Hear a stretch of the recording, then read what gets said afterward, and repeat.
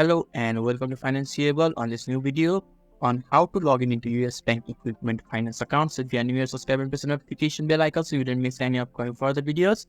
Now let's get started. So first you need to open the web browser of your choice. In the top of the web browser there is a search bar. Click on the search bar, type US Bank Equipment Finance login and press enter in the keyboard.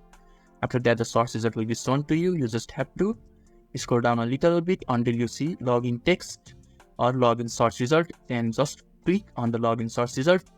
And the login portal of US Bank will be opened. You just have to wait for a few seconds or a few minutes depending on internet connection, and when the portal is opened you just have to fill in the form.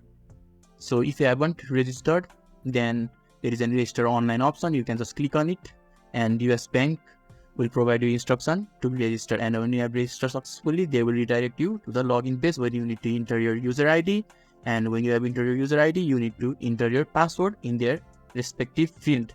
And when you have entered it, you can just click on the login button, and if you have forgotten your password, below the login button there is forgot password text. Click on that and you'll be able to reset password.